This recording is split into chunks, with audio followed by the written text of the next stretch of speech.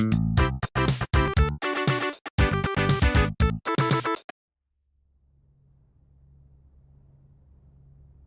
it going, guys? My name is Jarry, and today I'm going to be talking about how much I am in love with Dark Souls 3. So, firstly, I think it's a really good game, and I think it outdoes all the previous sequels, and I'm about to tell you why. So, firstly, I'm in New Game Plus, so that's what you're seeing right now. You should be able to see how laggy it should be, because the starting area was really bad for me. But I mean the graphics are great, but even at the lowest settings, I still suffered less than 30 or 60 FPS. So that was a big problem for me for most of the game, especially the end game, where it just totally tanked and my rig went down to sometimes 10 FPS. It was absolutely garbage for me.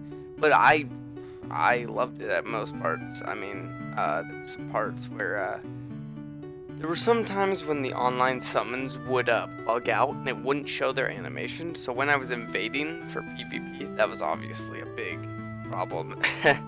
I had troubles with my buddies.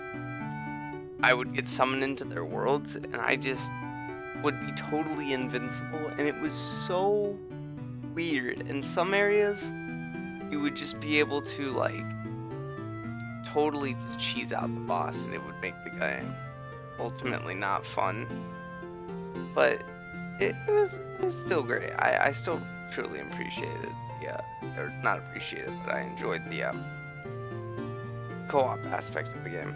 It made the bosses too easy, and that was a big problem. It was just too easy to fight the bosses co-op.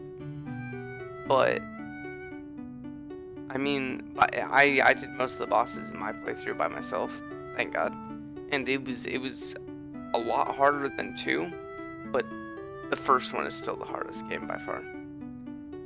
And I really like that difficulty, honestly.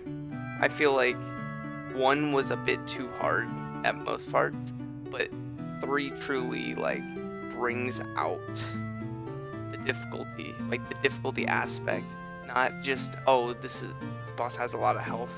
Honestly, most of the bosses in 3 have very little health. They were just difficult by the way they attacked. The attacks were the difficult parts. But I feel like the bosses deserved a little bit more HP. But besides that, the builds for the weapons, let's say, if you had a really good faith build or really good intellect build, like I was running strength half the game.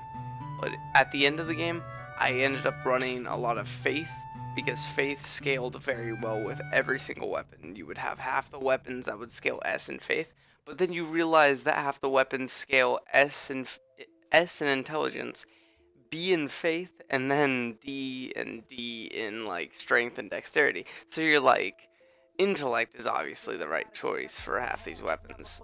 And that's what I ended up doing now, is I'm running a very high intellect build. I think I show that. I'll pop it up right here. But there is a lot of problems with that. Like, intellect is just totally OP in my opinion. I had so many times where people would just spam the Moonlight Greatsword like I do. It has the best animations in the game, and it is truly the best weapon in the game as I see it. I mean, it would be difficult to dodge half the attacks it does. They're very quick. You could be super agile with it. It's super light, honestly. But I really enjoy the quest lines in this game. I'm switching subjects a lot, but the quest lines in this game are like really thought out and really like, you wouldn't think this quest line has to do with the ending of the game until you get to the end of the game and you're like, wow, this quest line just comes out of nowhere and it's like the main quest line in the game. That's how I was, and I was disappointed about that because I didn't pay much attention to the quest lines until it was too late. Like, I'm gonna use, there's gonna be some spoilers, but I'm gonna just use Sigwards or Sigmired or whatever the hell his name is. Onion Bro. he like, I didn't know you were supposed to jump off a ledge and go and help him fight a boss. So I was stuck with him being gone for the whole game. So I couldn't get his special item to turn into a crow and get the armor that is the Sunbro armor. And I was really disappointed about that, and that I had to restart the game to get that ever again. And I really hated that. But at the same time, there was other quest lines like this one girl's where you had to find a chameleon. And if you don't know what a chameleon is, basically you can use the spell called chameleon, and it would change you into an object in the environment. And I really, really hated how I had to look around this area to look for this guy. And I had no clue what he could be. But then what really sucked is the internet for the game just bugged out. And it ended up making me have to go down the bad questline part where somebody ends up dying. I'm not going to spoil it. But somebody ends up dying because you can't kill that fucking thing. That's probably a spoiler, and I just spoiled that for somebody. I apologize. But if your game, like if you get disconnected from your game when that happens, everybody despawns basically, and you're stuck going down this certain pathway in this questline that you didn't want to do. And it sucks. It really, really sucks. And I really hated having to go down that part after getting all this. I don't know. Whatever. I'm gonna stop ranting about that certain thing. It's not that big of a deal. Because you could choose your ending basically at the end, deciding if you gave somebody something. I'm not gonna spoil it, but it's really fucking stupid, and you would not guess this if you didn't look it up. And I feel like that's a lot of the quest lines in this game, where if you didn't look it up, you would not know this. And I felt like that was kind of bullshit. But hey, happens. Now, what the earlier games did really, really right in mechanics, Dark Souls does the same thing. Dark Souls 3 does the same exact thing, except 10 times better, okay? The multiplayer, I know I criticized it a ton like 5 minutes ago, but it is absolutely phenomenal. I loved it. Honestly, it was great.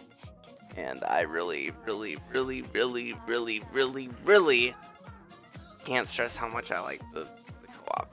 And I feel like all the new summon signs, the Mad Phantoms is a really good addition. And I really enjoy all this. You know, it's really cool how they're bringing more kind of stuff into online. And I mean, I personally like it. A lot of people don't like it, but I like it. I just wish there was a bigger soul level connection, because the soul levels, you know, it's 10 up, 10 down. I feel like it should be like 30 up. I mean, I know it is for like some things, and I like the password, but I feel like when you get to the high levels, high levels, you're kind of like, I don't want to level up anymore, because then I won't be able to PvP. And it kind of makes you want to have to stay at a low level. And I think that's kind of bullshit. Like, I can't, if I wanted to, I couldn't go up to like 250, level 250. Because there's not going to be anyone PvPing at level 250. Are you kidding me? I'm going to be stuck with like nobody. And it sucks. But I think that's deliberate to make you not be totally overpowered and have to take 50 million hits. But I think that's about all I wanted to talk about. I guess you could just watch the rest of the gameplay. It's kind of messed up, but I mean, good day.